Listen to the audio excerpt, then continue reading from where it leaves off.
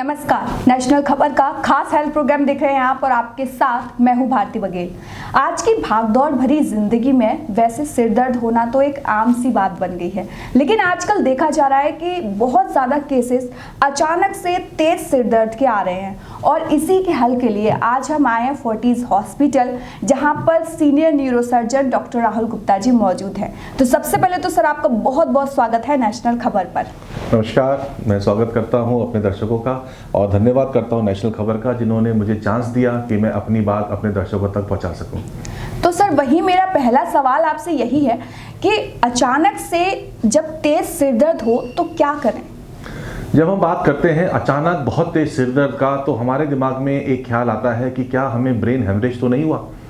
जी हाँ, अगर किसी को बहुत तेज सिर दर्द होता है, साथ में उल्टी आती है, बेहोशी छाती है, दिखाई देने में प्रॉब्लम होती है और ऐसा सिर दर्द होता है जैसा पहले कभी जिंदगी में नहीं हुआ, तो ये ब्रेन हेमरेज का लक्षण हो सकता है। तुरंत आपको एक ऐसे हॉस्पिटल में या एक ऐसे सेंटर में पहुंचना है जहां पर कि सीटी स्कैन की सुविधा उपलब्ध है, क्योंकि सीटी स्कैन एक ऐसा इन्वेस्टिगेशन है जो आपके किसी भी प्रकार के ब्रेन हेमरेज को तुरंत पकड़ लेगा, पहचान लेगा और आगे का ट्रीटमेंट उसके बाद डिसाइड होगा। जी हाँ, अगर आपको बहुत तेज सिर दर्द अचानक हो रहा है तो ब्रेन हेमरेज हो सकता है, जिसका ट्रीटमेंट एक न्यूरोसर्जन करेगा। तो आपको एक ऐसे व्यक्ति के पास पहुंचना है जो आपको एक न्यूरोसर्जन के पास ले जाए, ऐसे हॉस्पिटल में, ऐसे सेंटर में पहुंचना है जहाँ की न्यूरोसर्जरी की फैसिलिटीज अवेलेबल हो। वही सर मेरा अगला सवाल ये है कि इसके कारण क्या क्या हो सकते हैं? तो जब हम बहुत तेज सिर दर्द की बात करते हैं तो सबसे मुख्य कारण जो मैंने आपको बताया कि ब्रेन हेमरेज हो सकता है। उसके अलावा कभी माइग्रेन का दर्द, कभी साइनोसाइटिस का दर्द, कभी वैसे ही थकान की वजह से भी बहुत तेज दर्द हो सकता है। लेकिन हमारे को उसको नेग्लेक्ट नहीं करना है, क्योंकि अगर ब्रेन हेमरेज है और वो दर्द बढ़ जाता है या उसकी वजह से ब्रेन में तकलीफ बढ़ जाती है तो बहुत ज़्यादा नुकसान हो सकता है। इसलिए आपको तुरंत एक ऐसे सेंटर में पहुंचना जरूरी है जहां पर सीटी स्कैन की फैसिलिटी अवेलेबल हो। वही सर मेरा अगला सवाल ये है कि इसके लिए क्या इन्वेस्टिगेशंस कराए जाते हैं? तो जैसा मैंने आपको बताया कि किसी भी तरह के ब्रेन हेमरेज में एक सीटी स्कैन जो है वो बहुत ज़रूरी है, जो कि किसी भी प्रकार के ब्रेन हेमरेज को तुरंत पकड़ लेता है। बहुत टाइप के ब्रेन हेमरेज होते हैं, जैसे कि इंट्रासेरेब्रल हेमेटोमा है, सब अरेक्नॉइड हेमरेज है, इंट्रावेंट्रिकुलर हेमरेज है, सब ड्यूरल हेमेटोमा है। ये सारे जो हेमरेज हैं जो बिना किसी चोट की वजह से होते हैं, जो कि स्पॉन्टेनियस रप्चर ऑफ किसी ब्लड वेसल की वजह से होते हैं, यानी कि अचानक कोई ब्रेन के अंदर नस फट गई उसकी वजह से होते हैं, उसको पकड़ने के लिए सीटी स्कैन बहुत ज़रूरी है। और सीटी स्कैन के बाद हमें ये देखना पड़ता है कि वो किस तरह का हेमरेज है और उसके हिसाब से हम डिसाइड करते हैं कि और कौन से इन्वेस्टिगेशन कराने हैं। बहुत सारे इन्वेस्टिगेशन जो अवेलेबल है वो है MRI या फिर एंजियोग्राफी। एंजियोग्राफी हमारे को उस नस को पकड़ने में मदद करता है जिसके फटने की वजह से ब्रेन हेमरेज हुआ है।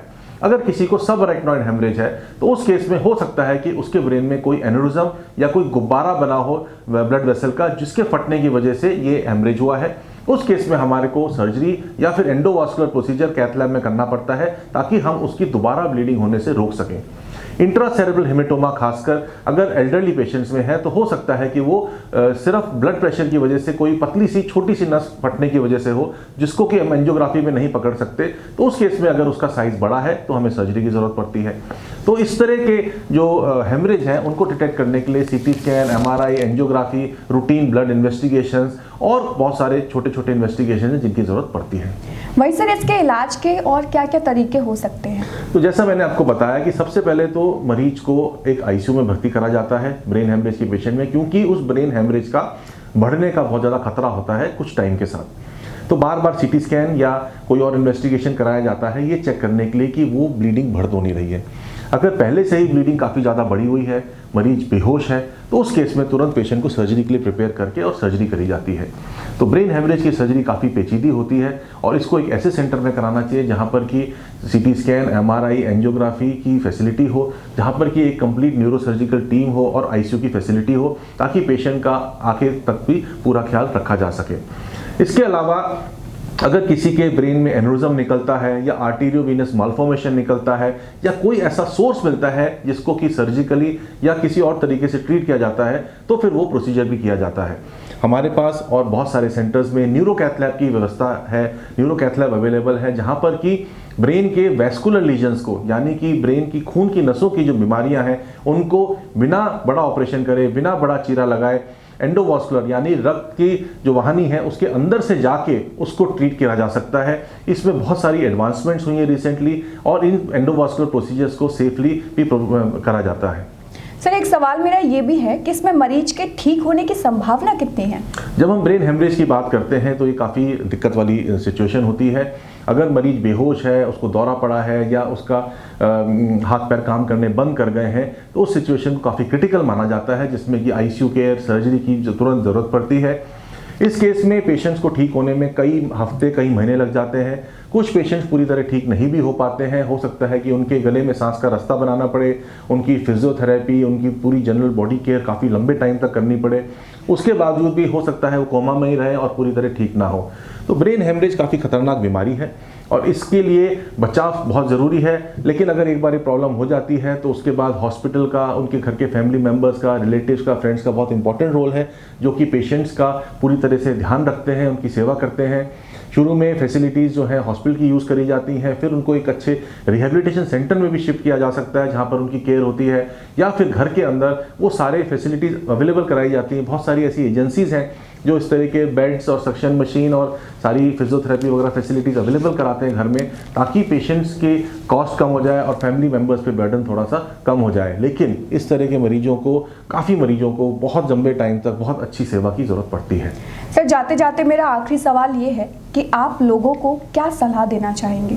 तो मैंने जैसा अभी कहा कि prevention is better than cure. तो ब्रेन हेमरेज के केसेस में अगर ब्रेन हेमरेज नहीं हो तो वो सबसे अच्छा है। सबसे मुख्य कारण जो ब्रेन हेमरेज होने का है वो है ब्लड प्रेशर का अधिक होना।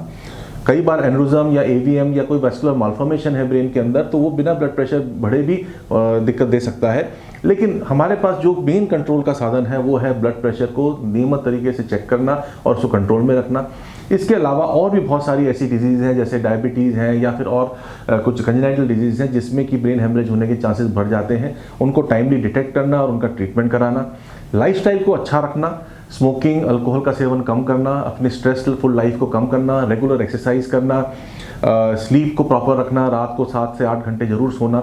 इस तरह चीज़ों से हम अपना स्ट्रेस कम रख सकते हैं, अपनी बॉडी को हेल्दी रख सकते हैं, ब्लड प्रेशर कंट्रोल में रख सकते हैं, और कोई बीमारी है उसको भी कंट्रोल में रखेंगे तो ब्रेन हेमरेज होने के चांसेस काफ़ी कम है। उसके अलावा ज़रूरी ये है कि अगर ब्रेन हेमरेज के माइनर लक्षण भी कई बार होते हैं, कभी कभी सिर दर्द होना, कभी कभी तेज सिर दर्द होना, तो उस केस में हम अपनी बीमारी को नेग्लेक्ट ना करके एक न्यूरोसर्जन या न्यूरोलॉजिस्ट के पास जाके सलाह लें, उनसे इन्वेस्टिगेशन करवाएं, जिससे कि अगर ये बीमारी अर्ली स्टेज में पकड़ी जाए तो उस केस में भी पेशेंट जो है वो जल्दी ट्रीट हो सकते हैं और बाद में कोई मेजर कॉम्प्लिकेशन नहीं होता है। तो मैं ये लोगों को यही सलाह देना चाहूँगा कि ब्रेन हेमरेज एक बहुत खतरनाक बीमारी है, जिसके लिए अगर आप रेगुलरली अपने फैमिली डॉक्टर या किसी न्यूरोलॉजिस्ट, न्यूरोसर्जन को विजिट करेंगे और वो टाइमली डिटेक्ट हो जाती है तो बिना किसी मेजर नुकसान के आपका ट्रीटमेंट हो सकता है। बहुत बहुत शुक्रिया सर इतनी कीमती जानकारी देने के लिए। थैंक यू, नमस्कार। तो सबसे पहले तो आप हमें ये बताइए कि आपको ये इंटरव्यू कैसा लगा। अगर अच्छा लगा हो तो चैनल को लाइक, कमेंट और सब्सक्राइब करना मत भूलिएगा। उम्मीद है कि आपके सभी सवालों के जवाब इसमें मिल गए होंगे, लेकिन फिर भी कोई ऐसा सवाल है जिसका जवाब आपको नहीं मिला है तो आप हमें कमेंट करके ज़रूर बताइएगा। हम पूरी कोशिश करेंगे कि हम डॉक्टर राहुल गुप्ता जी से उसका जवाब लें। तो फिलहाल के लिए इतना ही, मुझे दीजिए इजाज़त। धन्यवाद।